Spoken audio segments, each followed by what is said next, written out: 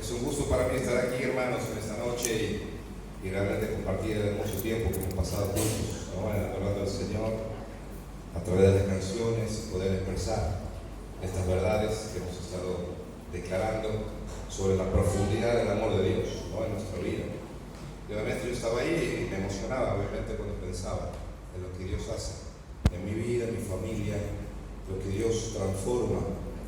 Hay una canción que viene a mi mente también a veces y es: ¿qué sería de mí si no me hubieras alcanzado?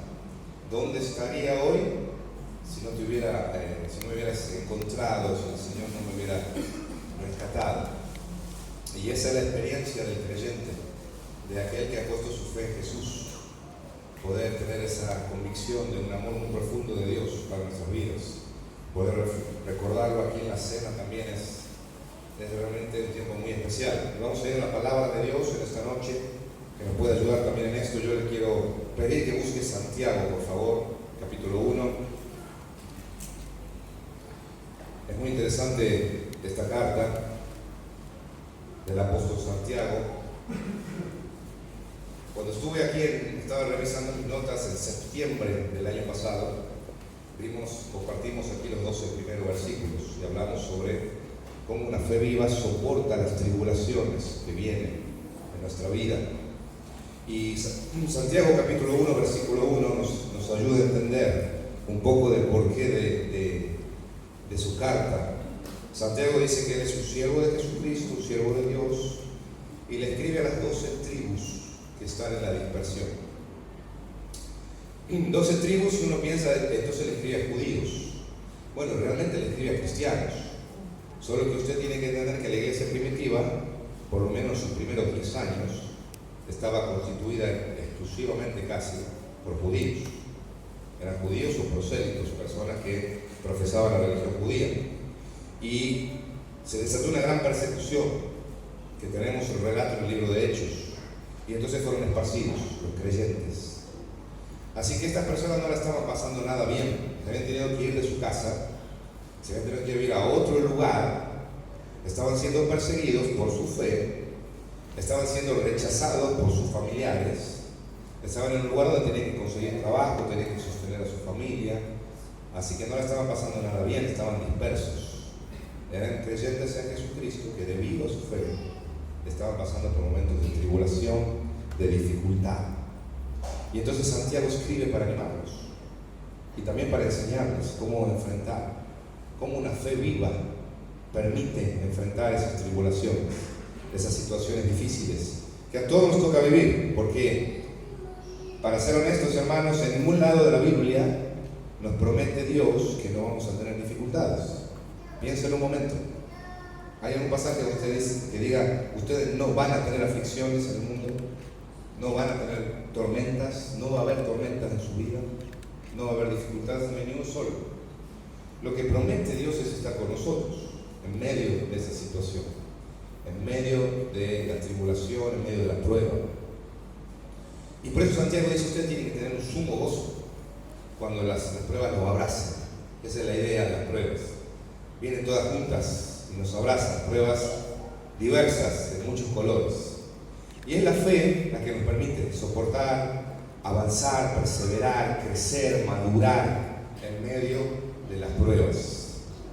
Y eso es algo que uno ve en los primeros 12 versículos de Santiago en el capítulo 1. El capítulo 1 como que nos da un panorama general de lo que él quiere hablar en toda la epístola.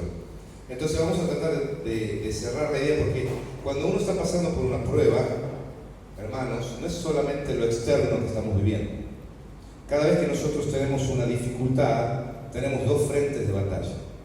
Y eso es muy importante que todos entendamos. Cada vez que usted y yo estamos pasando por un momento difícil, hay dos frentes de batalla. Por un lado es el frente exterior, lo que estamos pasando, pero por otro lado es el frente interior. Es lo que está pasando en mi corazón, adentro de mí. Yo estuve hace 2 semanas visitando a una familia con un hermano, fuimos, que estaba pasando por un momento muy difícil, un problema en la casa tenían.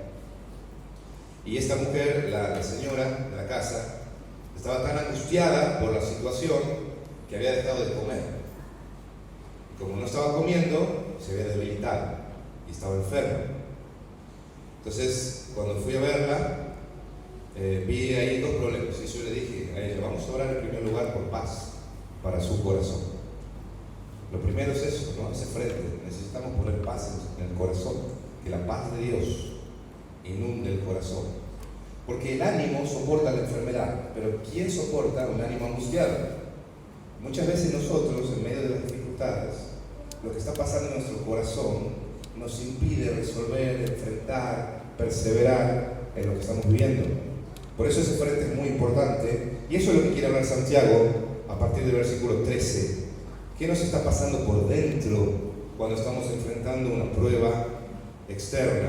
Así que una fe viva no solamente nos permite soportar las tribulaciones y perseverar, sino además vencer la tentación, eso que nos está pasando por dentro.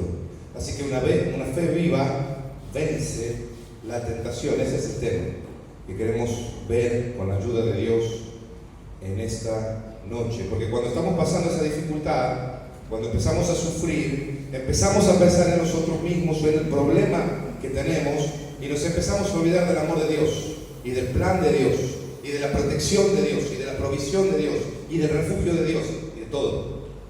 Y entonces nuestro corazón empieza en una turbulencia interna. Y nos pasa a veces como le pasa a lo que dice Santiago, el hombre de doble ánimo, el hombre que tiene dos almas adentro, está partido. Por un lado quiere quererle al Señor, pero por otro lado está dudando. Por un lado quiere servirle, pero por otro lado el egoísmo le gana. Y entonces vivimos así, partidos por dentro. Y acá Santiago está encarando ese tema y está hablando de la fe viva, porque hay clases de fe para Santiago. Santiago dice más adelante, ¿podrá esa clase de fe salvarle o esa fe? Como diciendo, hay clases de fe. De lo que Santiago está hablando es de una fe viva. Es una fe que actúa, que transforma, que nos cambia. Dice el versículo 13, y usted puede seguirlo ahí si quiere en la lectura, en la pantalla. Cuando sean tentados, acuérdense de no decir, Dios me está tentando. Dios nunca es tentado a hacer mal y jamás tienta a nadie. La tentación viene de nuestros propios deseos, los cuales nos seducen y nos arrastran. De esos deseos nacen los actos pecaminosos. Y el pecado, cuando se deja crecer, da a luz la muerte. Miren, es cierto que Dios permite la aflicción en nuestra vida, pero Él no está tentando nuestra vida. Él no está deseando que usted haga el mal. Santiago es muy claro, y vamos a establecer entonces esto de primer lugar, que la tentación no viene de Dios, sino de nuestro propio deseo malo. La tentación no proviene de Dios.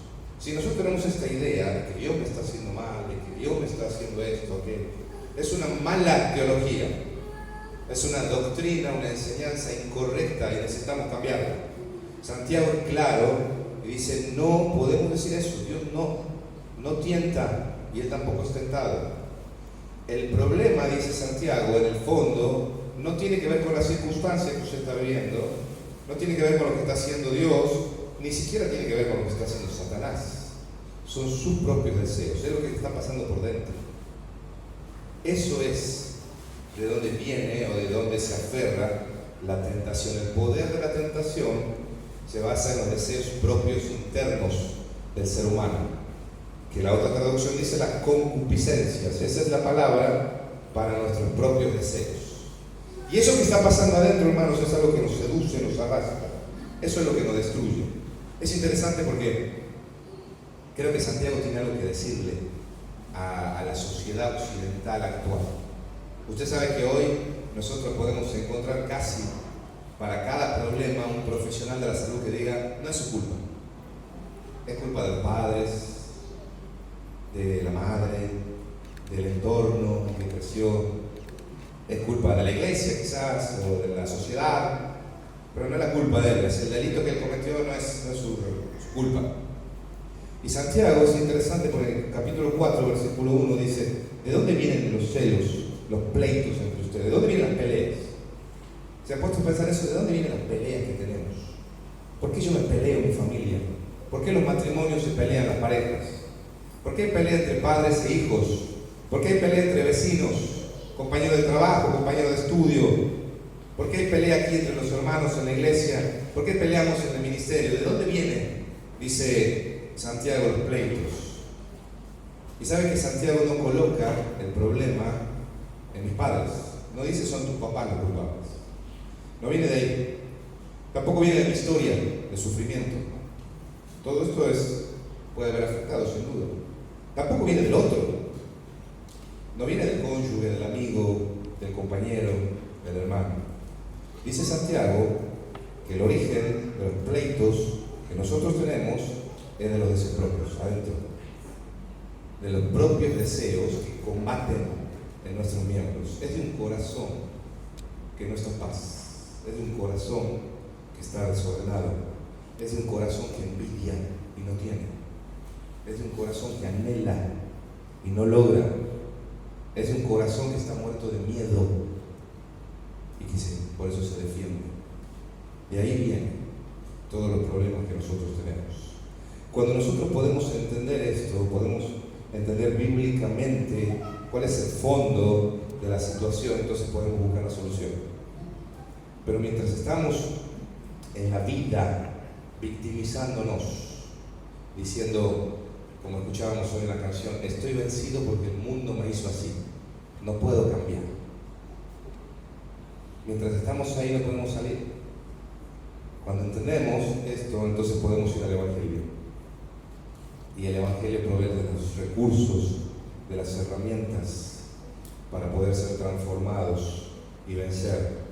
Fíjese qué interesante, porque Santiago dice que ahí es donde funciona, no adentro en el corazón. Y uso un ejemplo en el versículo 15, que es de la concepción. Dice que estos deseos, de esos deseos nacen los actos, como la concepción de un bebé. Esos deseos dan ahí, conciben, pero todavía no dio luz, ¿no? Ahí está la concepción. Pero pasa el tiempo, y después de 9 meses, da luz el pecado. Pero ¿dónde empezó? No empezó ahí. No empezó aquí el pecado, sino empezó aquí. 9 meses antes, siguiendo el ejemplo de la concepción de un bebé, cuando fue concebido, ahí adentro. Por eso quiero decirles, hermanos, que el derrumbe en la vida cristiana rara vez es una explosión. Usualmente es una filtración lenta. Son pequeñas cosas que dejamos, que permitimos. Y entonces se va metiendo ahí, se va acumulando esto. Como una obra de teatro que hacíamos cuando éramos adolescentes. Una batalla inolvidable, era una pelusa, era algo muy pequeñito que se metió en la casa de Betty. Era muy pequeño y era insignificante, parecía que no era peligroso. Y Betty dejó que se meta esa pelucita. Y esa pelucita le abrió el camino, la puerta a las pelusas más grandes. Y la casa terminó hecha un desastre. Con todas esas pelusas, sin amigas, sin amigos, sola, terminó Betty. Así dice que funciona. Por ejemplo, yo le digo a los jóvenes allá en la iglesia, muchachos, la noche es cuando gobierna la oscuridad. Eso es lo que dice la Biblia. Así que no te quedes más de las 12 de la noche conversando con tus amigos. Anda a descansar. La noche es para que descanses. ¿Qué les gusta hacer a los jóvenes? Ustedes no me van a dejar mentir, acá a los jóvenes también les gusta lo mismo. 2 o 3 de la mañana están en el chat, ¿sí o no? Con los amigos. ¿Cuándo es donde cometen más pecado los jóvenes? A las 2 de la mañana, cuando están hablando con sus amigos. Entonces cuídense. Los chicos que están estudiando de afuera, no se queden solos con alguien del sexo opuesto en su casa, no permitan que se queden. Estaba hablando con un muchacho nuevo en la fe, nuevito, y él fue a ver películas con otras 2 chicas. Y una de las chicas le dijo, no le contés a los líderes, porque ellos no dicen que no hagamos esto, pero nosotros no estamos haciendo nada malo, estamos viendo películas, somos 3. Y él me dijo, en ese momento yo sentí que el Espíritu Santo me decía, esto está mal, no estamos haciendo nada malo, estamos viendo películas en la casa de una de las chicas, pero eso está mal, ¿por qué tenemos que ocultarlo? Y entonces un día faltó una de las chicas, y se quedaron 2. Y uno de los amigos le dijo, no vayas, ven, quédate conmigo, y él fue igual. Dice, yo sabía que estaba mal, el Espíritu Santo todo el camino le dijo que no haga esto, y lo hice. ¿Y sabe qué pasó? terminó teniendo relaciones sexuales con esa muchacha. Y estaba muy mal, estaba muy destruido él, porque decía, Dios me fue advirtiendo en el camino. Pero él fue permitiendo que estos deseos se metan en su vida y terminen dando a luz el pecado. Y la carga de culpa, y la pelea, y lo que podría haber sido quizá un proyecto hermoso de vida, cómo se dañó. Justamente porque no entendieron este principio bíblico. Por eso usted tiene que atrapar o parar el pecado cuando está en germen, antes de la concepción. No tiene que permitirlo. Si usted ha permitido ese pensamiento en su mente y ha dejado que siga ahí, usted se va a dejar vencer por la tentación. Hay que pararlo ahí. Martín Lutero decía, no podemos evitar que los pajaritos vuelen en la cabeza, pero sí podemos evitar que hagan nido. Tengo que aprender. Tengo que aprender a rebotar los ojos, por ejemplo. Usted sabe que David vio a Betsabé y en vez de rebotar los ojos se quedó mirando a esa mujer desnuda y la codició. Y se acostó, adulteró y después mató a su esposo. Por eso Job dice, yo hice un pacto con mis ojos de no mirar a mujer, doncella. Entonces aprendemos a rebotar los ojos. Hemos visto algo que no debe ver, reboto, no miro, no me quedo ahí. Porque si no yo le estoy dando lugar a esta tentación, a mis propios deseos. Y así podríamos hablar de un montón de cosas. Pero especialmente cuando estamos pasando por momentos de dificultad, por momentos de tribulación.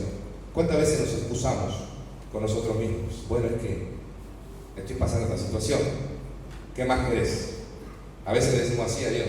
¿Qué más querés, Dios? Si mira lo que me está pasando. No me das una mano. ¿Qué querés que haga? Soy humano.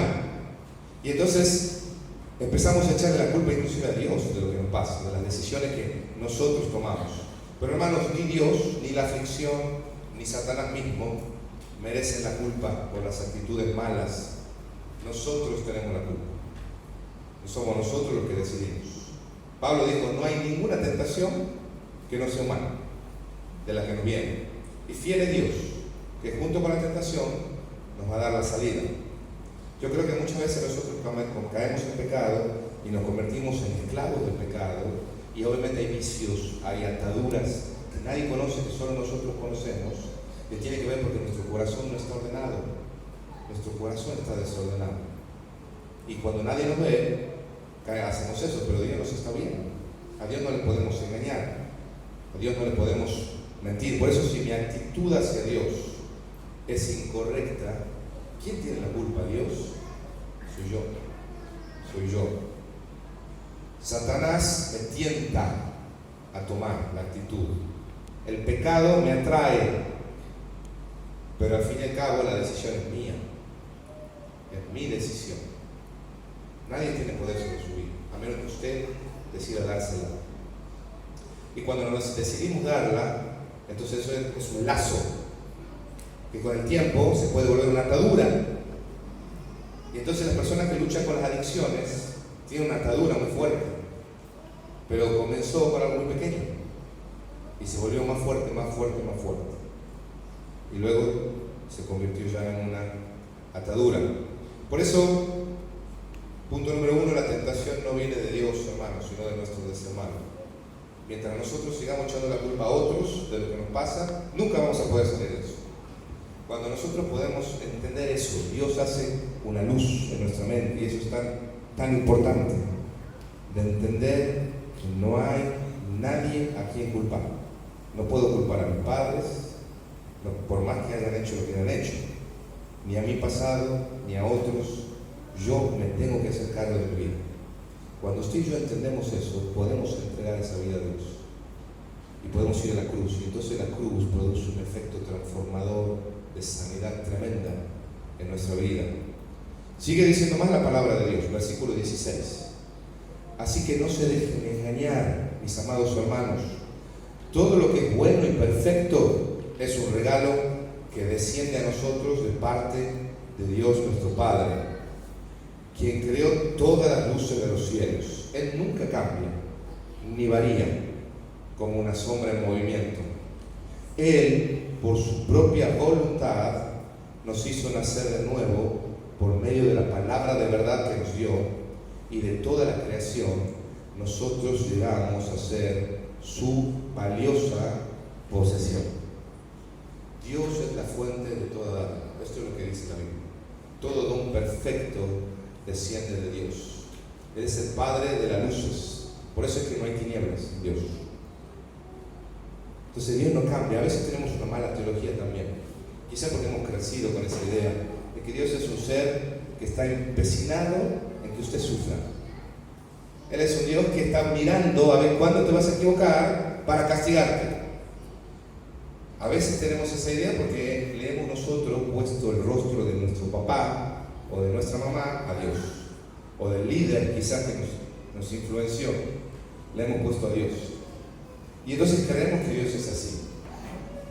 Dios está ahí. Algunas personas me dicen, yo no me quiero comprometer con el Señor más porque siento que me va a pedir algo que no me va a gustar, que le dé. Entonces creemos que ese Dios, tenemos esa idea de ese Dios malo ahí, que está buscando cómo castigarnos. Y Santiago dice, Dios no es así. Dios no es así. Es más, si usted tiene algo bueno en su vida, eso es porque viene de Dios. Todo lo bueno viene de nuestro Dios. Dios es la fuente de la buena dádiva, de los dones perfectos, sin excepción. No hay ni una sola excepción que podemos decir, Dios en esto no fue bueno. Dios es bueno, todo el tiempo es bueno, siempre es bueno. Y eso es lo que aclara aquí Santiago, y dice, no se dejen engañar. Dios nos ha dado una nueva vida por medio de su palabra. Qué interesante esta expresión. La voy a leer de nuevo. Por su propia voluntad nos hizo nacer de nuevo por medio de la palabra de verdad que nos dio. La palabra de Dios es verdad. Jesús solo santifícalos en tu palabra. Tu palabra es verdad. Jesús dijo, mire, la verdad es lo que hace libre a una persona. Conoceréis la verdad y la verdad os hará libres. Y dice Santiago, nosotros somos una valiosa posesión de Él. Quizás no nos sentimos así en los momentos de tormentas. Quizás en momentos de aflicción y de dificultad sentimos que a Dios no le interesa nuestra vida. O sentimos que Él está distante. O sentimos que Él no nos escucha. O sentimos que Él quizás disfruta de ver nuestro sufrimiento. No es así Dios. No es así Dios. Todo don perfecto procede de Él, sin excepción. Él nunca falla. Y cuando nosotros entendemos esto, podemos caminar entonces con la seguridad del amor de Dios en nuestro corazón. Y eso produce transformación. Lo que va a mencionar ahora Santiago es cómo esa transformación se hace evidente. Vamos a ver los resultados prácticos de poder nosotros tener seguridad en nuestro corazón del amor de Dios en medio de las situaciones difíciles. Fíjense que dice el versículo 19. Mis amados hermanos, quiero que entiendan lo siguiente. Todos ustedes deben ser rápidos para escuchar, lentos para hablar y lentos para enojarse. El enojo humano no produce la rectitud que Dios desea. Así que miren, quizá a usted y a mí nos gusten esas películas de autos que andan a toda velocidad y compiten, pero en la vida práctica, ni rápidos ni furiosos. Todo lo opuesto a la película. Nos gusta Rápido y Furioso, ¿le gusta a usted la película esa? Disfrútenla en la televisión. Pero en la vida, ni rápidos, dice Santiago, ni furiosos. Ni rápidos ni furiosos. Necesitamos ser tardos para hablar y rápidos para escuchar. Usted se dio cuenta que cuando estamos pasando por momentos difíciles, empezamos a hablar y no podemos escuchar. No podemos escuchar a veces lo que Dios nos está queriendo enseñar. No queremos escuchar a otras personas, a otros hermanos que nos aconsejen. Estaba esta semana hablando con una mujer, estaba muy lastimada, muy herida con el esposo, y entonces ella le decía al esposo, sí, pues bueno, ten en cuenta un montón de cosas. Y yo le dije, en un momento, ¿y qué le dijo su esposo? Y ella me miró y me dijo, la verdad que creo que no lo estaba escuchando, porque no me acuerdo que me dijo. No se acordaba lo que el esposo le respondió ante sus quejas y sus críticas. Y eso es lo que pasa cuando uno está así, no escucha. Pero acuérdese usted, hermano querido, que Dios nos dio dos orejas y una sola boca. Haga los cálculos. 2 orejas y una boca. Así que hay que escuchar el doble de lo que hablamos. Tenemos que ser rápidos para escuchar. Estamos en esos momentos aprender a escuchar. Y lentos para hablar. Y lentos para enojarnos. Hay un principio acá en el versículo 20 muy importante. Y es que el enojo humano no produce la rectitud que Dios desea. En la ira del hombre no obra la justicia de Dios. Cuando uno está enojado, no está buscando justicia. No está buscando lo que es recto. No está buscando lo que es justo. ¿Cuántas veces las parejas, por ejemplo, cuando estaban enojados, se han dicho palabras hirientes, de las cuales después se han arrepentido? Y dijeron, ¿sabes qué? La verdad que no quise decir eso. Yo no lo pienso así. Pero en ese momento de enojo salió. Y fue como un puñal para el otro. Fue como dice el libro de Proverbios, hay hombres cuyas palabras son como golpes de espada, pero la lengua de los sabios es medicina. Y hemos lastimado con nuestras palabras al otro. Hemos apretado esos botones y sabemos que al otro le van a doler porque estábamos enojados. Cuando hay enojo, no hay rectitud, hermanos. Por eso es que aquí Santiago habla de eso, ¿no? De la importancia de ser lentos para enojarnos, de tener mucho cuidado en medio de las situaciones difíciles. ¿Cómo trabajamos, cómo manejamos el enojo? Usted sabe que las personas lidiamos con la ira. No se trata de si tenemos ira o no. Hay una realidad que lidiamos con la ira. El punto es cómo la trabajamos, cómo la procesamos, cómo sanamos esas heridas que muchas veces producen esa ira. Y la ira, digamos, obviamente es una línea continua. Está, digamos, ese hombre o esa mujer que explota y pega golpes en las paredes, patea las sillas. Y está también ese enemigo silencioso que no dice nada, solo mira y dice, ya vas a ver, ya vas a ver. Eso también es ira reprimida. Por eso, hermanos, necesitamos aprender, como dice Santiago, a controlar nuestro enojo, y para eso tenemos que aprender a escuchar más que hablar. Entonces, el número 1 es esto, ¿no? Cómo nosotros estamos siendo en la vida en medio de la situación difícil. Una de las consecuencias de una fe viva es que en medio de las dificultades vamos a tener la paz interior para poder acallar nuestra alma, escuchar, hablar menos y enojarnos menos. En segundo lugar, versículo 21, así que quiten de su vida todo lo malo y lo sucio y acepten con humildad la palabra que Dios les ha sembrado en el corazón, porque tiene el poder de salvar su alma. Tiene el poder para salvar su alma. Me encanta esta expresión, porque es una expresión en un desarrollo continuo. Es un proceso de salvación. Es un proceso de transformación. Lo que hace esa palabra de Dios sembrada en nuestros corazones. No solo escuchen la palabra, tienen que ponerla en práctica. Es decir, no solo oidores, sino hacedores. De lo contrario, solamente se engañan a sí mismos. Pues si escuchas la palabra pero no la obedeces, sería como ver tu cara en un espejo. Te ves a ti mismo, luego te alejas y te olvidas cómo eres. Pero si miras atentamente en la ley perfecta que te hace libre y la pones en práctica y no olvidas lo que escuchaste, entonces, mire qué interesante, Dios te bendecirá por tu obediencia. Y esto es consistente con todo el Nuevo Testamento. En medio de las tormentas, dice Jesús, el que no se le cae la casa no es el que escucha a Jesús, sino el que escucha y obedece. Porque el otro hombre necio que construye sobre la arena y cuando vienen las tormentas se produce un gran desastre, es alguien que también escucha a Jesús, pero no obedece. Entonces acá Santiago está hablando de un proceso, ¿no? De cómo nosotros vamos a la palabra de Dios en medio de la tribulación, en medio de la dificultad. La palabra de Dios pone orden en nuestro mundo interior. A veces nosotros tendemos a alejarnos de la palabra de Dios. cuando estamos pasando por dificultad. Es todo lo contrario, es cuando más usted tiene que aferrarse a la palabra de Dios. Fíjense qué interesante, poneme el siguiente por favor ahí. Antes de oírla, dice en el versículo 21, quiten, desechen lo malo y lo sucio. Hay que limpiar el corazón. Hay que ir a Dios en confesión y decir: Dios, la verdad que necesito de tu limpieza, necesito de tu sabiduría en este tiempo. No le puedo encontrar el agujero al mate, Señor, en este tiempo.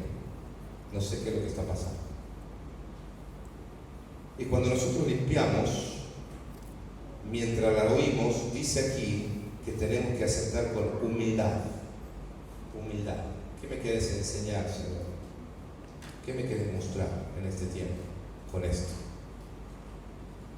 Y después de oírla, ponerla en práctica. Ser un hacedor de la palabra, no solamente oidor. Si yo solo, por ejemplo, escucho esta palabra hoy y me voy y me olvido, soy como ese hombre que dice que se mira al espejo y se va y se olvidó de lo que vio. Pero si yo la pongo en práctica, soy como alguien que mira atentamente en la ley de Dios. Y esa ley es la que nos hace libres, nos permite vivir con libertad. Por eso la fe viva me va a motivar a recibir con humildad la enseñanza de la palabra de Dios y a eliminar toda clase de mal e impureza. Por eso quiero hacer acá un punto y quiero preguntarle: ¿qué le está diciendo Dios a usted esta noche? ¿Qué te está diciendo Dios? Porque la palabra de Dios es viva y eficaz. Cada vez que nosotros proclamamos la palabra de Dios, Dios está hablando.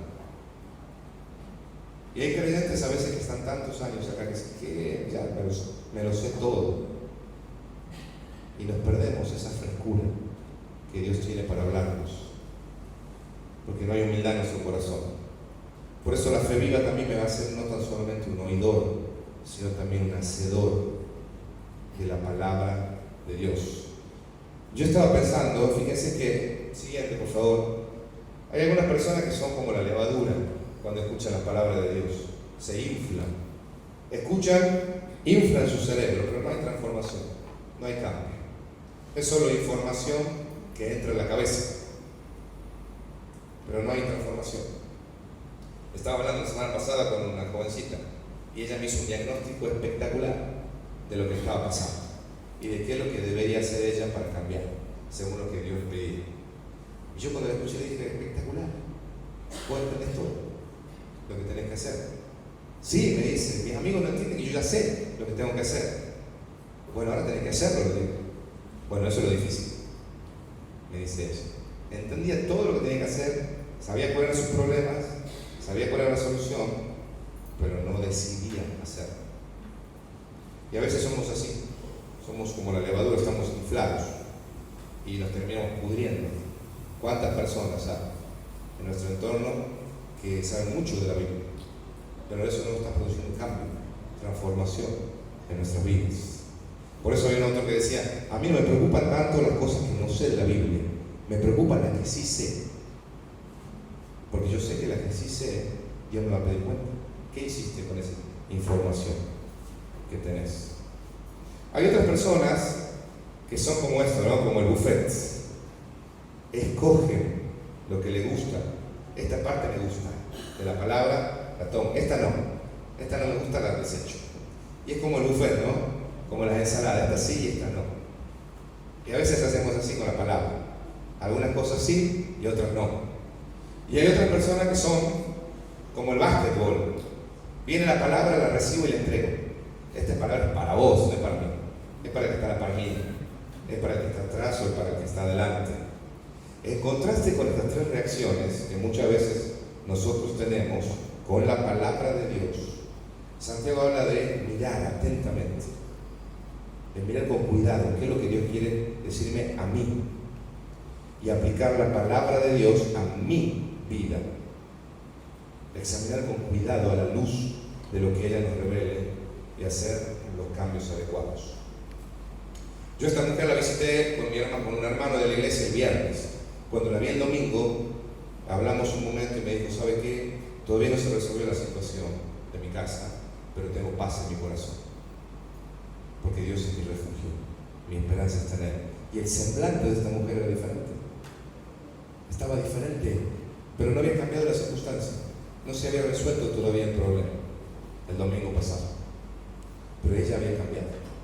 Ella estaba venciendo la tentación, porque ella estaba yendo al Señor en su interior, confiando en Él. Versículo 26, terminamos con los últimos dos versículos. Si afirmas ser un religioso, pero no controlas tu lengua, te engañas a ti mismo y tu religión no vale nada. La religión pura y verdadera a los ojos de Dios Padre consiste en ocuparse de los huérfanos y de las viudas en sus aflicciones y no dejar que el mundo te corrompa. Esta es una palabra muy interesante, la palabra religioso, es la única vez que aparece en el Nuevo Testamento. Y es muy difícil traducirla, porque significa eso, ¿no? Alguien que temeroso de Dios, piadoso, moralmente, que intenta agradar a Dios, serían ideas de esta palabra, en el sentido en que Santiago la quiere transmitir. ¿Te considero una persona temerosa de Dios? ¿Un creyente que quiere obedecer a Dios? Bueno, tenés que controlar tu lengua, porque si no te engañas a vos mismo. Así que la manifestación de una buena moral es poder controlar mi lengua. Santiago va a hablar mucho de esto después, del poder que tiene la lengua, hermanos. Qué interesante, yo estaba estudiando, porque unos hermanos me habían pedido, sobre la blasfemia al Espíritu Santo. Dice que es el único pecado que no será perdonado. Y veía una reflexión de un hermano y decía, wow, qué poder que tiene nuestra lengua, que el único pecado que no iba a ser perdonado era un pecado que se relacionaba con la lengua, la blasfemia. Así que hay poder ahí, en la lengua, para bendecir, para construir, para edificar, pero también para destruir, para estorbar la obra de Dios a través de nuestra lengua. Así que tres manifestaciones, ¿no? Por un lado, controlar la lengua. Por otro lado, ocuparse de la necesidad de los demás, específicamente de los más débiles, los que más necesitan. En el contexto bíblico eran los huérfanos, las viudas y los extranjeros. Eran las personas que más necesitaban de ayuda. Y acá, otra vez, los huérfanos y las viudas, los más débiles. Y en tercer lugar, separarse del estilo de vida que caracteriza al mundo. Estas son las evidencias prácticas de la transformación que Dios está haciendo internamente cuando usted y yo, a través de nuestra fe, podemos vencer las tentaciones ahí en el corazón y podemos enfrentar las tribulaciones. Y esta hermana para mí me dio una lección de lo que es esto, ¿no? De vencer la tentación. Tenía una tribulación externa el viernes, no podía comer, estaba angustiada, pero pudo ir al Señor, pudo ir a la cruz, pudo encontrar recursos y fortaleza. Y entonces ella fue renovada internamente.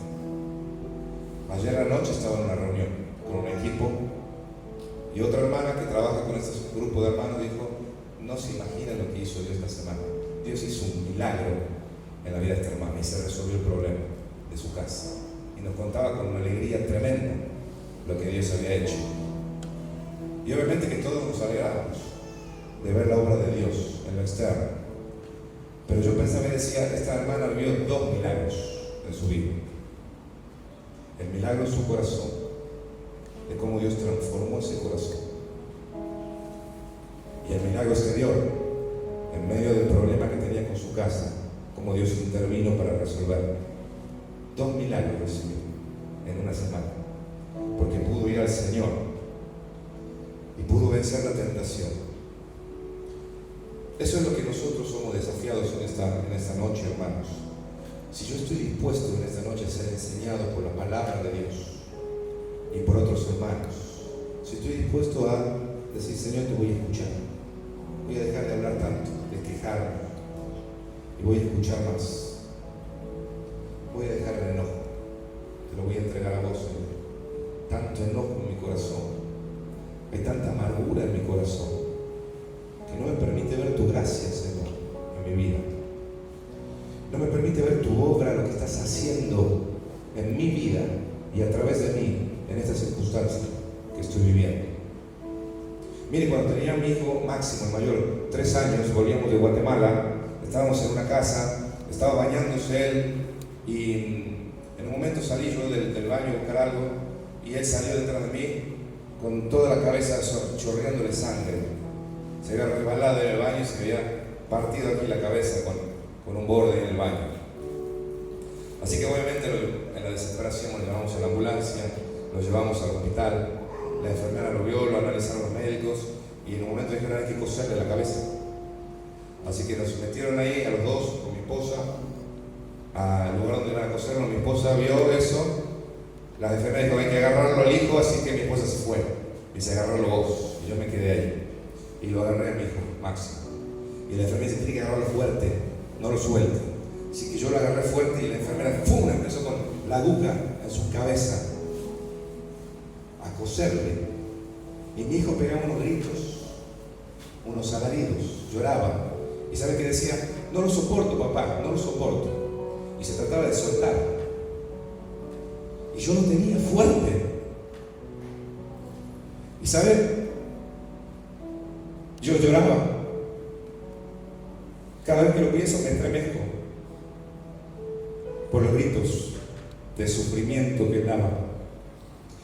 ¿Y sabe qué le decía yo? Hijo, yo te amo, esto es por tu bien. Hijo, yo te amo, esto es por tu bien. No puede decir otra cosa. Y él lloraba y decía, no lo soporto, no lo soporto. Y tuve que tenerlo fuerte, no soltarlo, no lo podía soltar. Quería soltarlo, obviamente, quería decirle, está todo bien, ya está, no más sufrimiento. Pero no se podía. Porque había que pasar por ese proceso, hermano. Y él quizá hoy lo entienda. Quizá en ese momento no lo entendía. Pero decía, soltame ya, papá, no lo soporto. Y después, cuando yo me quedé pensando en esa situación, dije, ¿cuántas veces Dios es así con nosotros? Dice la Biblia que Dios es bueno todo el tiempo. Por eso cuando vos y yo no entendemos lo que está pasando, muchas veces Dios nos está agarrando. Y nosotros decimos, soltame, Dios, yo no lo soporto. Pero Él dice, yo te amo. Y esto es por tu bien. Y cuando vos y yo entendemos ese amor de Dios, entendemos que no hay un despropósito de Él. Y hay procesos que tenemos que pasar. Y tenemos que permitirle al Espíritu Santo que nos goza, que nos sane, mientras el Padre nos agarra. Por eso, hermanos, yo quiero desafiarte en esta noche a que juntos vayamos a la cruz. Porque hemos cantado eso, ¿no? Del amor profundo que Dios tiene. ¿Por qué no te tomas un momento para orar, para hablar con Dios?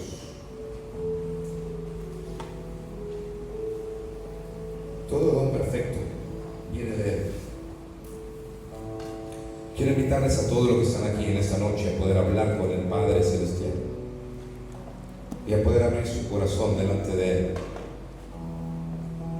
Y quizás tenga que pedirle en esta noche a Dios que lo limpie, que lo perdone, hágalo. Si usted está lejos de Dios, acérquese. Podemos hacerlo solo a través de Jesús. Jesús dijo, yo soy el camino, la verdad y la vida. Nadie viene al Padre si no es por mí. Por eso, hermanos, vamos a ir a una oración a Él.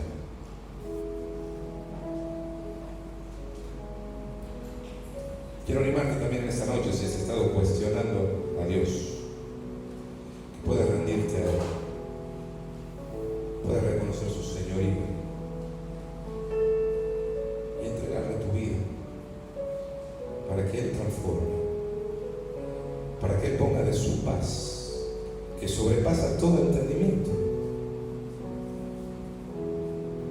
y pueda guardar tu corazón y tus pensamientos.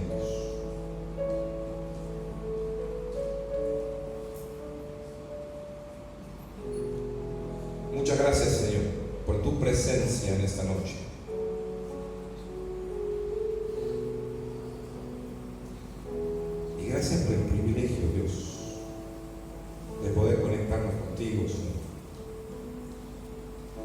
Gracias porque tenemos el increíble honor que esto finito se conecte con el infinito, que esto temporal pueda conectarse con lo eterno. Gracias por tu amor, Dios. Gracias porque nos has dado una lección objetiva muy clara en la cruz. La cruz, Señor, habla y nos dice cuánto nos amas y que nos perdonas y que nos limpias y que estás con nosotros. Gracias porque podrías habernos salvado, Dios, y seríamos criaturas salvadas, estaríamos eternamente agradecidos. Pero no solamente hiciste eso, Dios.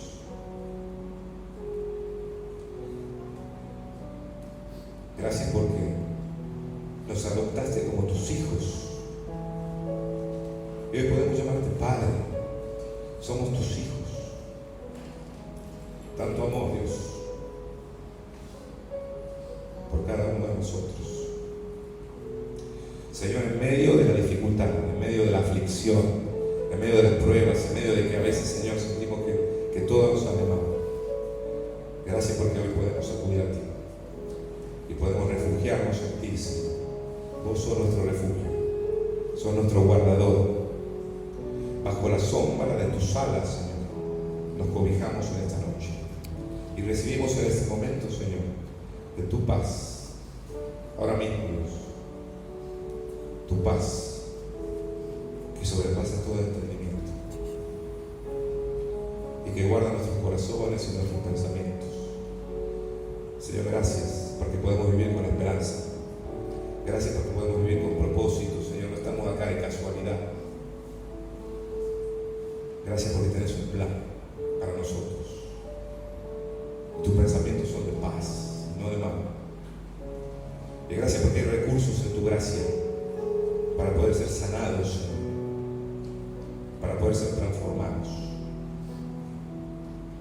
para poder, Señor, amar a otros, perdonar a otros, para poder pedir perdón, Señor, para ser restaurados. Señor, que venga tu reino y se haga tu voluntad. Gracias, Señor. Gracias por tu sanidad y por tu restauración. Te doy la gloria a ti y solo a ti. Nos humillamos ante ti. Gracias, gracias por este tiempo tan especial. Nos ponemos en tus manos porque son las mejores manos. Sos el alfarero. Seguí moldeando, por favor, Señor, nuestras vidas. Te lo suplicamos.